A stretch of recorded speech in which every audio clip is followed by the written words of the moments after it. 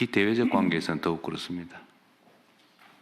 정부도 시급한 입법을 위해서 국회에 더 적극적으로 설득하고 부탁드리고, 제가 전에 노동부 장관께도 말씀드렸던 것처럼 지금 사람들이 죽어가고 있는데 현장에서 가서 빌더라도 입법을 좀 신속하게 할 수 있도록 해주시기 바랍니다. 다른 부처들도 각별히 유념해 주시기 바랍니다. 이상입니다. 건물이 이제 주택이 세입자가 있을 경우에 세입자의 계약 기간 동안은 세입자가 안 나가면 방법이 없으니 그 합법적인 세입자의 계약 기간까지는 실거주하지 않고도 그때까지 그 세입자 기간까지만 입주하면 된다. 꼭 끝나고 나서만 입주하면 된다. 그러니까 소위 그 짧은 기간에 일종의 뭐 갭 투자는 아니고 하여튼 비거주해도 된다. 국민들의 근데 그것도 무제한도 임대 기간이나 100년이다 이러면 아닙니다. 요즘은 임대 기간 그 남은 그 첫 번째 임대 기간이고 연장까지 임대 계약을 난 5년 해놨다고 못 어떡할 건데. 보통은 2년이니까. 그럼 그것도 한도를 정해요. 2년으로 하겠습니다. 2년. 5월 9일로부터 2년 이내에만 실제 입주하면 된다.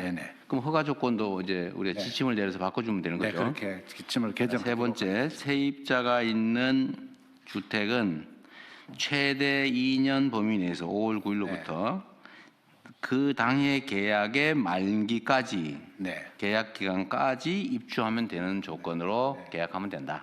220만 원을 주고 있다고. 그래서 제가 그 얘기를 듣고 사실은 세부 내용을 몰랐는데, 그게 외국인 노동자 220만 원 주고 채용을 해가지고 일을 하면 국내 노동자 일자리는 어떻게 되며? 우리 입장에서 보면 그 최저임금을 주고 있는 것 같은데. 그게 앞으로 조선산업 발전에 도움이 되냐?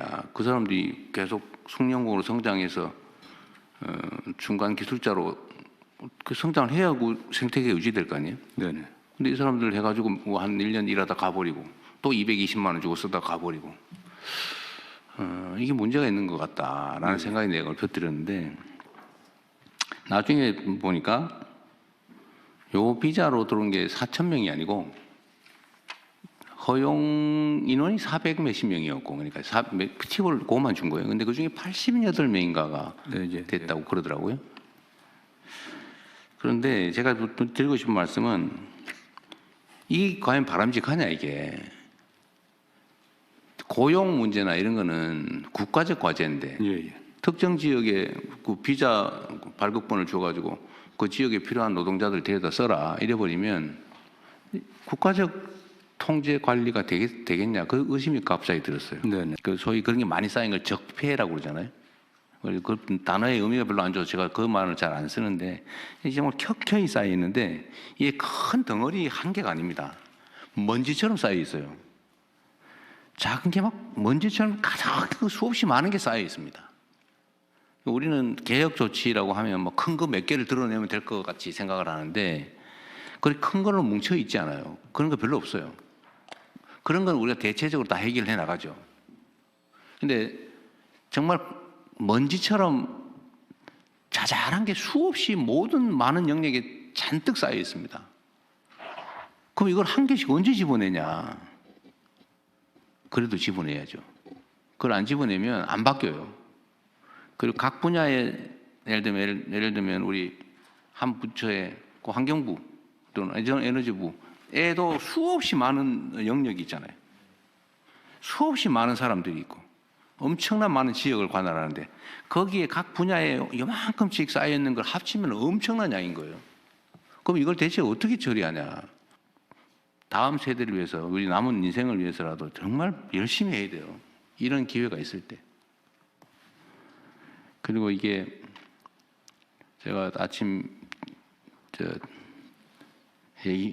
내부 뭐 티타임 때 얘기한 건데, 예를 들면 우리가 있잖아요. 이렇게 그 놀이 장난감 있죠, 왜? 이렇게 휙휙 휘는 장난감이잖아요. 이게 관절처럼 이렇게 휘는. 이렇게 휘잖아요.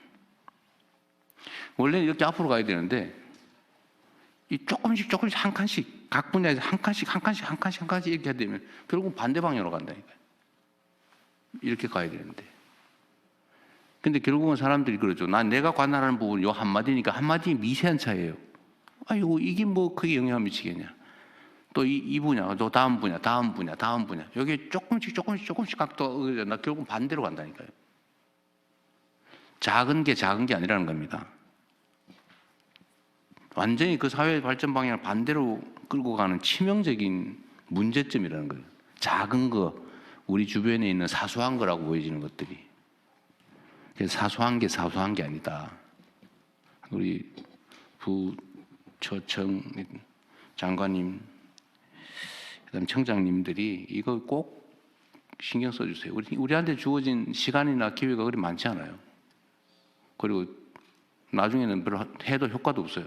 지금 해야 돼, 지금. 제가 잠을 설치는 이유가 사실은 그런 거죠. 지금 하는 1시간하고 나중에 1시간은 가치가 또 달라요. 제가 대통령이 1시간을 5,160만 시간 이렇게 자꾸 얘기도 하지만 그 시간의 가치도 임기 초에 있는 이 1시간하고 중반, 후반에 있는 1시간의 가치가 완전히 다르다. 그래서 국회에서 이루어지는 모든 일들은 매우 중요한 의미가 있습니다. 그리고 민주주의에서는 팩트가 중요하죠. 예를 들면 사람은 주어진 정보에 따라 판단하는 존재인데 가짜 정보가 주어지면 제대로 된 판단을 하기 어렵고 그게 결국은 주권자들의 주권 행사에 왜곡을 가져옵니다. 그래서 민주주의에서는 팩트가 중요해요. 그래서 물론 언론도 그런 측면에서 존중받죠. 정론직필하는 게 언론의 본질적 기능이고 그게 민주주의 발전에 크게 기여하기 때문에 하여튼 제4부라고 입법행정사법에 의한 제4부라고 평가되기도 합니다. 인정받고 보호받고 또 그 점에 따른 혜택을 누리죠. 물론 그만큼의 책임도 져야 될 겁니다. 그런데 제가 뭐 얘기를 길게 하는 이유는 이 국회에서 의사결정을 할 때 진실이 무엇이냐, 팩트가 뭐냐를 발굴하기 위한 각종 행위를 합니다. 예를 들면 뭐 청문회든 국정조사든 뭐 이런 활동을 하죠. 그런데 이게 최근에 제가 보니까 국회의 권위가 훼손될 만큼 명백한 거짓말을 하거나 아니 뭐 이유도 없이 출석을 안 해서 국회의 권위를 무시하거나 이런 게 너무 많은데 이거는 그게 뭐 여에 유리하든 야에 유리하든 그건 중요하지 않습니다. 국가의 핵심 기구로서의 헌정 질서를 구성하는 핵심 기구로서의 국회의 권위에 관한 문제죠. 국회 위증 고발 사건들이 너무 적체되고 있는 것 같은데 이 국회 위증 고발 사건에 대해서는 그게 진실인지 허위인지 정당한지 부당한지를 신속하게 가려줘야 이 국회가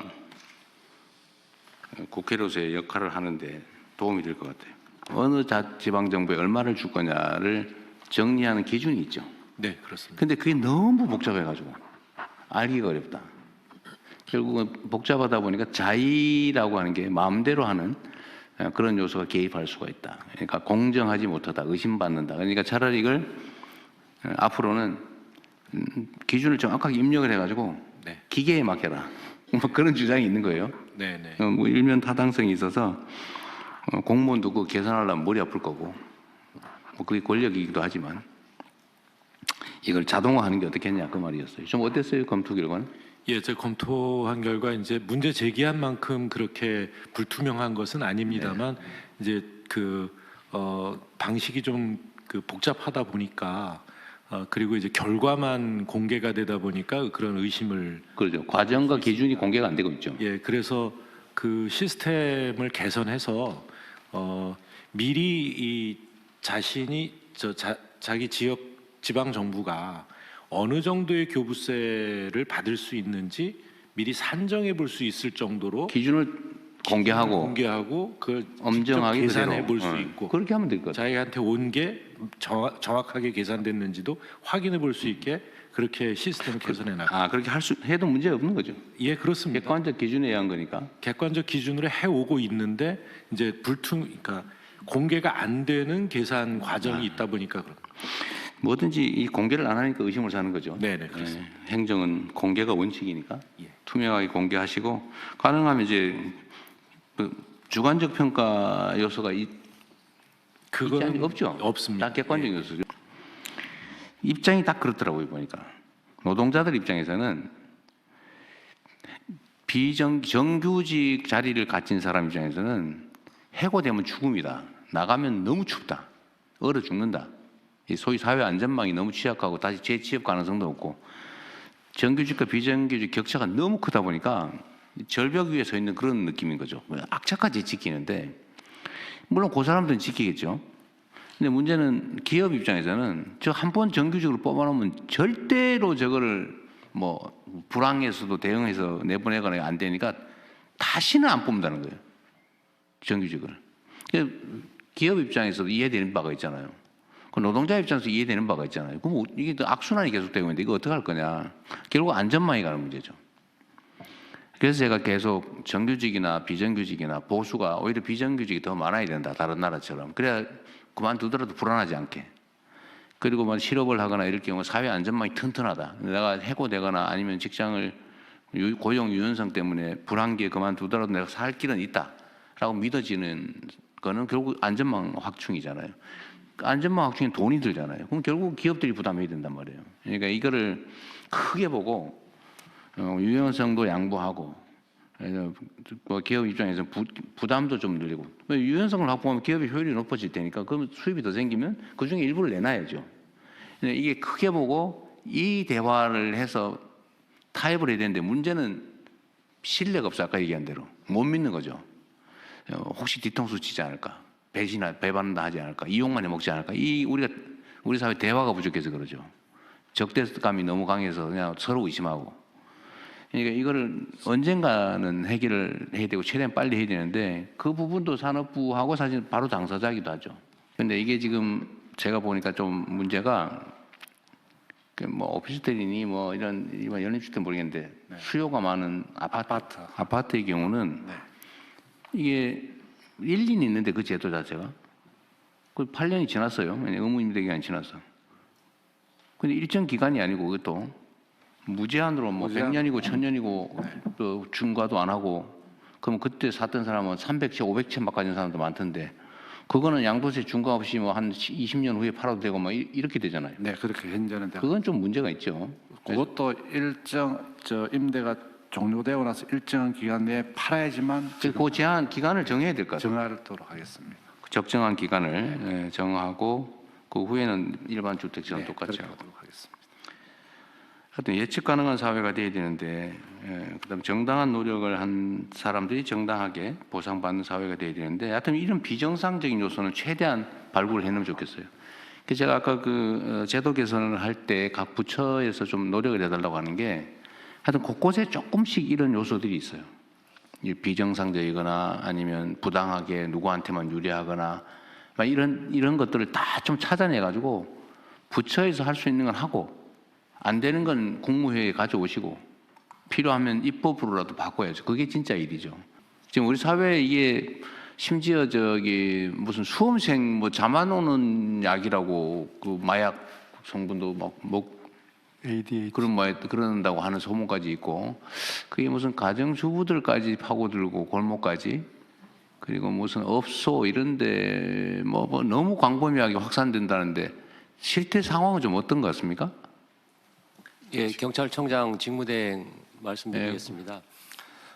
과거에는 마약이 그 은밀하게 이렇게 이제 일부 마약 하는 사람들만 했었는데 지금은 온라인으로 이렇게 마약이 이렇게 배달이 되고 또 그 결제도 이제 가상자산 이런 걸 통해서 하다 보니까 많이 확산이 돼 있습니다. 그리고 5군데만 할 게 아니라 어쨌든 행안부도 인력 빨리 배치해 주시고요. 예, 그렇게. 그 기재부도 예산은 기재부가 안 하구나.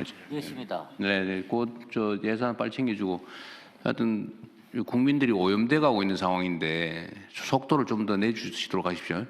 영상 공유와 좋아요는 제작에 큰 힘이 됩니다.